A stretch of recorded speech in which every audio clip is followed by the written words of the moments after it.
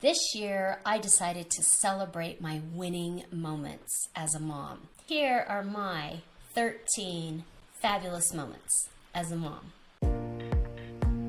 Welcome to Epic Mom Life.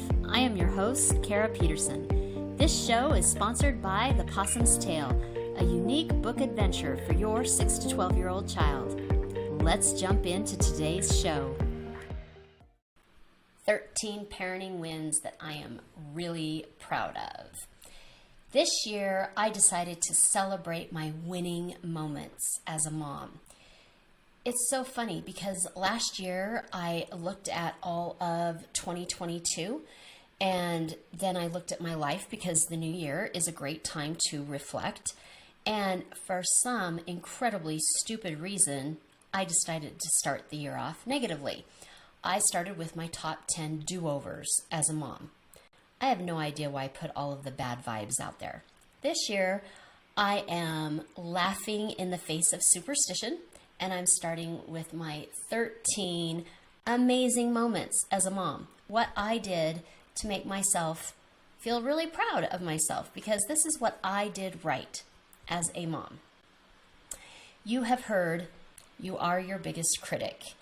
There was never an instruction manual that came with the kids.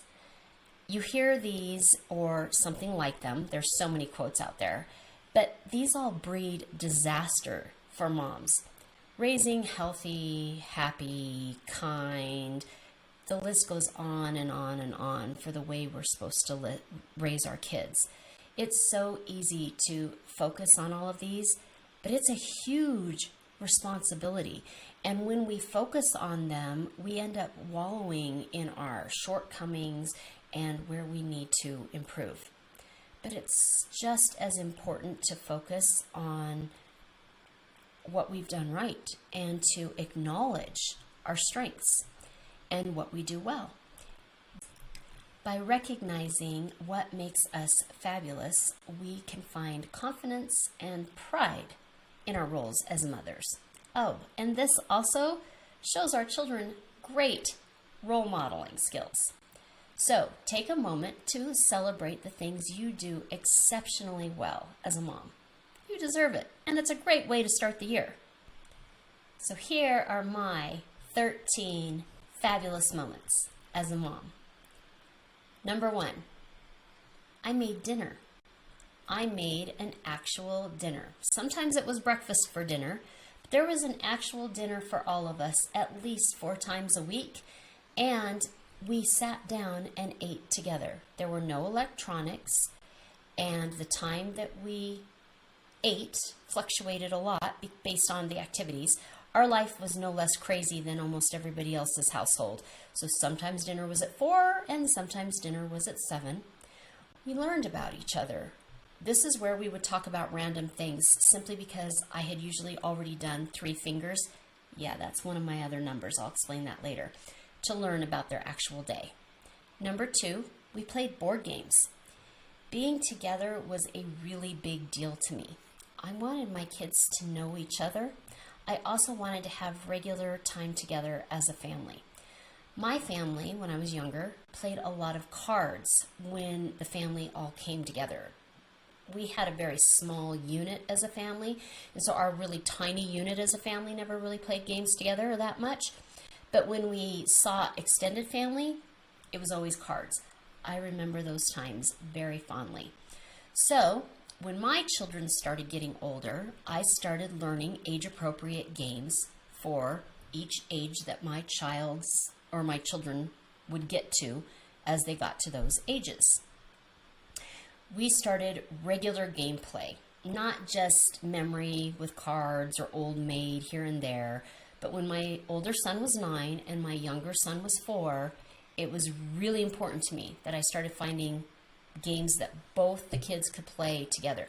We started with a game that we called Bones. I thought this was a game that we made up. It was actually made up by another family member, I thought. Turns out this is a game that a lot of people buy. We just use dice and a pad of paper, but it's called Farkle, F-A-R-K-L-E. And it really helps with math skills, and it's a lot of fun. As the boys grew, so did the complexity of our games. I loved it.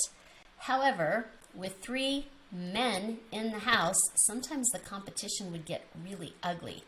So I learned about collaborative games. There's a link in the notes all about collaborative games. These made family game night experience much nicer, and it brought us together, and it made us feel really good. In their 20s, my boys, we still get together for game nights. 3, I listened. I did not want to be that mom who did the yep, that sounds great, and not really hear anything that my kids said. I wanted to actually hear them. When my boys would try to talk to me, even when they were little, I would put away what I was doing and I would focus on what they were saying. This was a time when you would still write checks in the checkout line at the grocery store. I remember my kids would try to talk to me in that checkout line, and I would have to say to them, I can't listen to you right now. You need to not talk to me yet. Because I would have to write the check and listen to the cashier, and the cashiers would be like, this lady isn't very nice to her kids, but it was because everything that my kids said I really valued, and I wanted to be able to give them my full attention. As soon as I was done writing my check and finishing up whatever that cashier needed, my attention was focused on the kiddo, and I would listen to what they had to say. I showed interest in their world and their viewpoints. I wanted them to feel important, and I asked their opinions. Now, there is a flip side to this. I love to talk.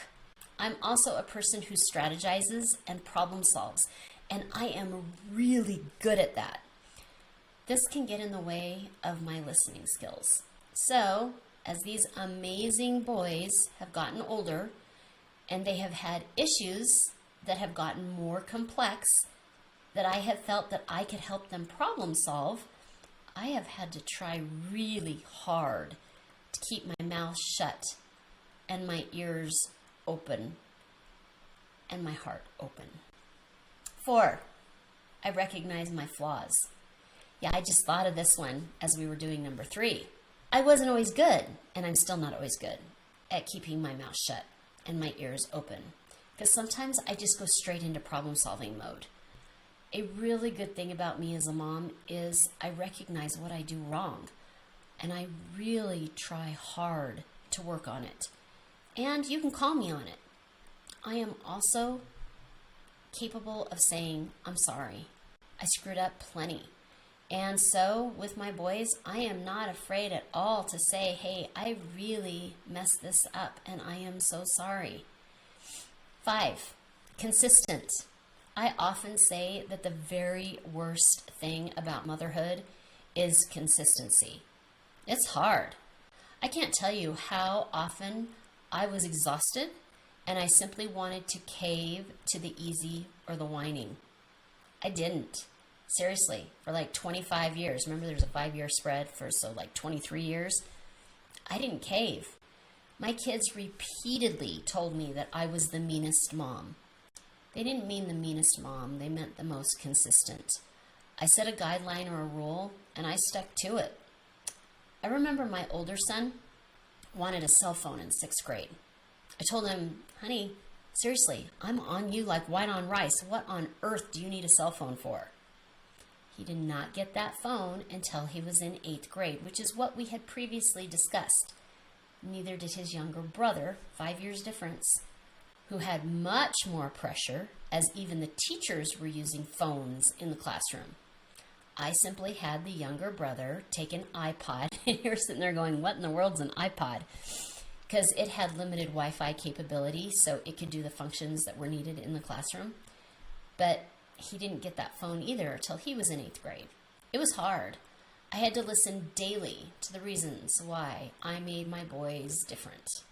However, in the end, both boys agree that it was fine, and they figured out how to manage life without a cell phone attached to them all of the time in their early teens. 6, 3 fingers. I know, I mentioned it earlier, and you were like, what in the world is 3 fingers? And you're just dying to know. This became so important that I had created a document or whatever, PDF, that's 10 family traditions. They're unique family traditions that I don't think that anybody should be without. This is one of the ones that I feel is so important. I started this early. When my oldest was 4 in preschool, and it kind of started as a counting game and learning activity as well. But later it became a great visual. I mean, 3 fingers, how do you miss that, right? My boys would go to school, and a lot of times I would pick them up because we were off onto some other activity or after school function, or they would come home. I loved the bus. Oh my heck, on days that they could ride the bus, that was like a vacation day for me. But anyway, the first thing that would happen is 3 fingers. I would hold up 3 fingers in the air, and I would say, who wants to give me theirs first? And the boys would tell me 3 things that happened to them that day. And you think that that's not very unusual. A lot of people do that. But one, I didn't ask them how their day went because that's a fine, okay, yes, no. All of this required them to have conversation. I just said, who wants to give me their 3 fingers? And then they had to start talking. The beauty of this is this would be the things that stuck out the most in my boys' minds. Not the best, not the worst. It was what really mattered or bothered them. I learned about friends, and then all of a sudden those friends would just disappear from the whole talk about scenery, right? I wouldn't hear about them at all. And so I would start to wonder, what happened to these people? After a while, I would say, so, I haven't heard about Stephen in a while. And based on my child's reaction, I could see if something sad had happened or if he just hadn't mentioned that person because, other things had been more at the forefront of his mind. But I learned a lot about my children's relationships, and I learned a lot about what was going on in their lives. Things that they might not normally tell me. It's funny because you also learn about your children's preferences about what goes on. For example, I learned that teachers who had bad classroom management really bothered my younger son, while my older son had a lot of fun, like the rest of the kids, with teachers who had no idea how to control a classroom. They would never, ever come right out and say these kind of things, but based on how they talked and what they said, and after listening years and years, remember every single day, about the 3 fingers, it was pretty easy to read their signals. 7, sex talks. I think I handled the sex talks really, really well. Even though we had boys, I was the one who did all these kinds of conversations. I don't have much trouble talking about anything, so this wasn't any different. I would look for those natural opportunities where a really great sex lesson could come up. But I also took advantage of the dining room table. Remember, we were having dinner about 4 nights a week together at the table. The only thing about the conversations at the table was, remember, I had a 5-year spread. And it is said that a younger child has the sex education of the oldest child because they hear everything. Well, with the 5 years, I wanted to be aware of that because I don't know that they're always ready for all of that. The other lesson in sex education is that you only give a child what they're ready for. So whatever they ask you for, they seem to be ready for. So you give them what they ask for, but no more than that. So I tried to talk to my older son separately unless the lessons just came up naturally. I was frank and honest. I was that open kind of person.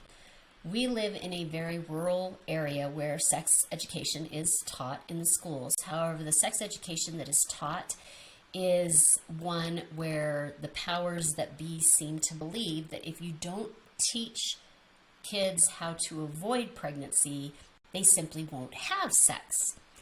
I am more of a let's give them all the tools we can kind of person because I'm more pragmatic, I guess. Does that mean I encouraged my kids to have sex? Absolutely not. Does that mean I did not want either of my boys to be a father at 16? Absolutely yes. So I was much more frank and open than another mom may be comfortable with. But in the end, the most important thing is that my boys always felt comfortable to talk with me about sex. And there's a little bit of a hitch there.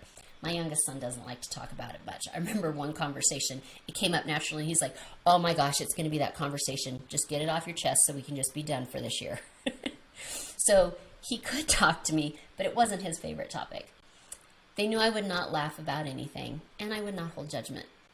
And neither of them became fathers during their teen years. 8, sibling friends. We wanted a really big family, and we were just not able.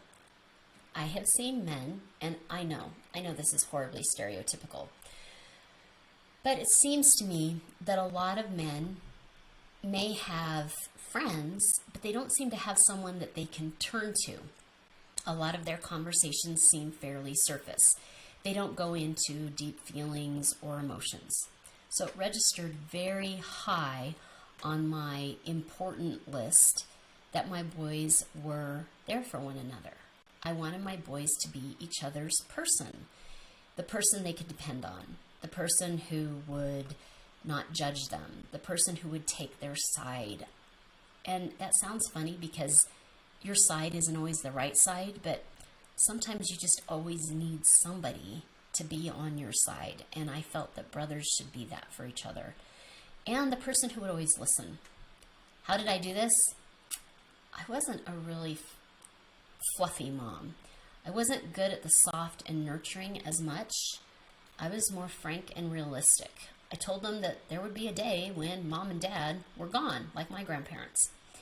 They would be the only family they had left. We're that small family. We didn't have a lot of kids. They would need each other and want each other to celebrate holidays and special occasions. I told them that one day, mom, me, would be old and need to have someone come and keep her company regularly. They would want to be the best of friends so they could work out a schedule so no one got stuck taking me to lunch all of the time. At the time, we were taking out my husband's grandfather, who had Alzheimer's, out to lunch fairly regularly, and the boys thought of this as a loving duty, but not a real fun thing. I also told them that one day they were going to want the other one to cover for them, so that we, mom and dad, did not find something out, and they would need to be able to hold each other's secrets. Then, every single time I got the whining and the tattling, I said, is anybody in danger? And when no one was in danger, I told them to go work it out. I think this, with the family dinners and the 3 fingers and the games, taught them empathy for each other, and they learned what struggles they faced in and out of school, and they were just good brothers. This is something that I worked really hard to cultivate, and frankly, in the end, I got lucky. Number 9, cooking and laundry. Once they turned 12, they did their own laundry. Honestly, this was for practical and private reasons, as much as it was for them to learn life skills. They had already been folding and putting away their own laundry for years. But once boys turn 12, many things start to happen. First, have you ever been around a teen boy? If you have not, you need to understand, because if you have teen girls, these teen boys may be in your car at some point in time, these preteen boys, whatever. They have quite possibly the smelliest feet in the world. It is the weirdest thing. Almost no boy escapes this weird phenomenon. I wanted nothing to do with those hampers or socks. I explained how to unroll or unball the socks so that they could wash them. If they chose not to unball them and keep that icky, awful smell in them, that was on them, but I was not going to be dealing with that. Also, if my boys had track marks in their underwear, I didn't want to know. I taught them when they were younger all about that, and when they were younger, they did not have track marks, so I had done my job as a mom. Also, I had procrastinators. They would have a game. Both my boys were very athletic. They would have a game and need a sports jersey. They could not come to me and say, why didn't you wash this? They had been in charge of their own washing of their own clothes for years, so it was not my deal. There was never, ever an argument over when things needed to be washed when or why things weren't done. We just never had that. So, survival for me and great life skills for them. The second reason, did you read number 7? I spoke frankly about sex. Something else happens to boys when they turn around 12. I did not want to wash their sheets. We put them on a rotation for sheets and towels, and they took care of it. This saved them any embarrassment, and even though we never really talked about it other than this can happen, they had the tools to take care of everything themselves. Cooking. I never had actual cooking lessons. I did have them help me in the kitchen regularly, and when they did their homework, it was at the kitchen counter while I was preparing dinner. They were surrounded by the fixing of food. I also made them each a Peterson cookbook for when they went off to college. This had all of their favorite recipes, rankings of how difficult, and sometimes a brief story or description. I put the recipes in a 3-ring notebook so that they could add recipes as they grew and found more that they liked. Teaching them life skills of cooking and laundry were 2 of the things I did right. 10, vacations. We had 2 vacations almost every year. Both were incredibly important to the overall well-being of our children. The first one, which we still do, is our annual trip to Oregon. Every now and then we would go somewhere else, either in addition to or instead of Oregon. However, the kids always knew that we planned to go away, relax, have fun, explore, and just be us as a family. They valued these memories of us going on our yearly vacations. What did we do? You guessed it, we played games. We also played on the dunes, walked the beach, built fires, and went off of our schedules. We also talked about what was important to us, what we dreamed about, what we wanted in life. As the kids are little, you go from, I remember Alec, he wanted to be a comedian. He wanted to talk to whales, so I thought he wanted to be a marine biologist, but no, he just wanted to talk to whales. He wanted to be a pediatrician. They go through all these stages, right? Andrew did the same thing. They go through all these stages of what they want to be in life. And it's just fun to hear them just talk about all of their lives and their dreams and what they want to be. It helped us bond in a different way. The other vacation that we had yearly that seems like it doesn't have anything to do with me being a good mom, but absolutely does, is my husband and I took a vacation alone each year. Sean and I needed adult time, alone time together. If you've read 6 Ways to Connect with Your Partner Daily, and that link will be in the notes, you will have heard about bath time together to maintain that daily connection. Well, we needed alone time together for more than 15 minutes. You can only hide in the bathroom for so long. When the kids were old enough to be left alone, but young enough that we did not want to go too far, we did a lot of staycations. Sean and I would get a local hotel room and just be tourists. We'd go out to dinner, walk the square, listen to a local band, go to the art shops, talk, and connect. And we were 15 minutes from the house, so if anything came up and we were needed, we were not at all far. These times made Sean's and my connections stronger, which in turn helped me be a much better mom. 11, the Phoenix trip. For a similar reason, or maybe just my sanity, each year I went all by myself to Phoenix. Phoenix is 2 hours away. The kids were young. I was a full-time mom. My husband traveled. Even when he was home, the kids looked at me for everything. I was pretty much the full-time parent. I could get pretty burned out and exhausted. And then the holidays happened. Sometimes all of the expectations, whether they were real or whether they were put on by myself, overwhelmed me. I would get a 3-day pass to Phoenix, all by myself. My mission, if I chose to accept it, was to do all of the Christmas shopping. The stuff for the kids, the hubby, the parents, the sibs, the neighbors, the white elephant gifts, the teachers' friends, etc. Anything that was going to get bought, I was to buy that weekend. Understand, this was way before online shopping, so I had a fabulous excuse. I found a fabulous hotel that was fairly inexpensive, close to a huge mall in Phoenix. On my way, I hit the half-price books to get all those last-minute books to fulfill my perfect gifts for the nieces, which was 25 days of books. There's a link to that article. Then I spent the entire first day shopping. Now, the only reason I could accomplish this is because I had already spent a month writing every single person's name down and all of the gifts that I would buy. So I already had my list of exact gifts that I would pretty much be buying.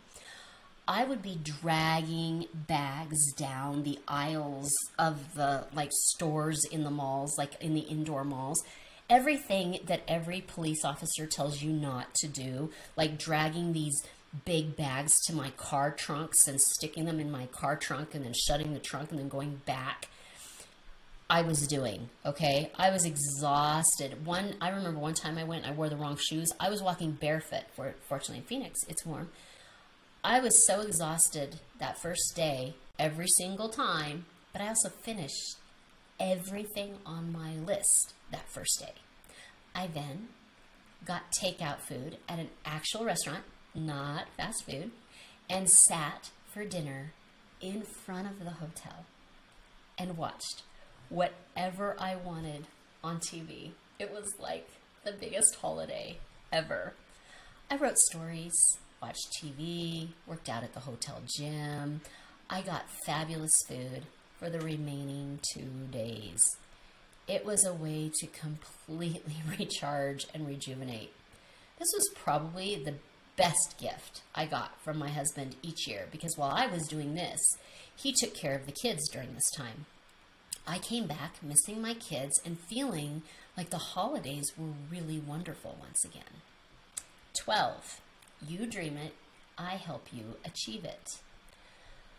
One day, my older son was grumbling, saying that I loved my younger son more than him.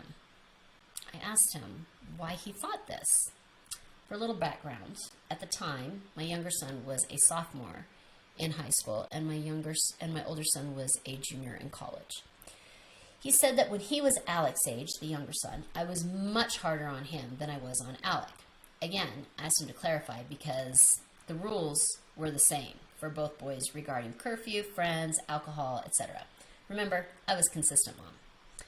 He said that I required him to have tutors, take AP classes, study for the PSAT, etc. I totally understood now. I told him that it was my job to help him accomplish whatever he wanted in life. So, let's just take a walk down a what if. Let's say that Alec wanted to be an actor. What will Alec need to be an actor? Well, he'll need acting lessons. He will need to participate in high school and community theater. He will need to take voice and dance lessons. I think he'd probably benefit from an improved memory. He's going to have to memorize a ton of scripts. So he will also need to be enrolled in some kind of memory or brain training program. Toastmasters would be a great program so that he could learn how to project and speak. As his mom and the person who will be trying to help him accomplish his dream when he goes to the next step from high school to wherever, I will be making him take all of these during his childhood and teen years. Now, Andrew, let's look at you. What did you want to do when you went to college? He looked at me and he said, well, I wanted to get into an out-of-state college because I wanted out of here, and I wanted to be a mechanical engineer. Me? Yep. And what did you need to achieve this? And the light bulb turned on in my kiddo's brain. You could just see it. I needed AP classes, good grades, well-rounded interests, leadership. I needed to score well on my standardized tests. Exactly. And what did Alec want to do when he graduated from high school? He wanted to be an auto mechanic. Yes. And he also planned to go out of state. However, he planned to go out of state at a community college that offered trades. He did not need to take AP classes. The major standardized tests or even show major leadership skills to achieve his dream. I did have him take or try different trades like welding, which will also help him in auto. And he did do an internship at an auto shop in high school. I felt that by loving my boys equally, but recognizing their dreams separately and helping them to accomplish them in their own ways, I really did a good job as a mom. Even if they felt at the time it wasn't fair, I hope that as they grow older, they will see that it actually was me loving them uniquely for them. 13, the whiteboard. I have talked about the whiteboard before, and I actually talked about the whiteboard last year in my top 10 do-overs as a mom. The link to that is in the notes. This is because it made such an enormous difference in our lives. Some of us simply cannot remember oral directions. I did not realize that, which is embarrassing because I was a teacher. If you can give your children a list of what your expectations are for the day, and it's all written out, they can more easily achieve it. I bought a 12 by 12 square of whiteboard. I bought a couple. And the whiteboard material at Home Depot. Each morning, I would write what the boys needed to do. They actually loved this because they could erase a chore when it was done. So for all of those list people out there who love to check things off, and you even start writing things in just so you can do the check, like, oh, I showered, I ate breakfast, things you're going to do anyway, just so you can get that check. The boys had that same feeling of accomplishment. There are a number of different kinds of chore charts that you can use. I actually created a video to show you how to make your own, so it's very personalized, and the video link is in the notes. My boys, however, really liked the simple whiteboard. As a mother, there are times when self-doubt can creep in. But in those moments, that is when we must turn to our successes, no matter how small they seem, and allow ourselves to take pride in our accomplishments. Sit down and think about what you do as a mom that is really, really great, and write it all down. I hope that my list of 13 great moments as a mom have inspired you to make your own list. The movie quote this week: I just want you to be happy. Whatever you decide, you will always be my son. Kayla, Tarzan. If you are hearing this message, you've listened to the entire episode, and for that, I want to send you a huge thank you. Please leave me a comment or review and share with other moms you know. Get in touch in the comments or on Kara's social media networks. See you next week.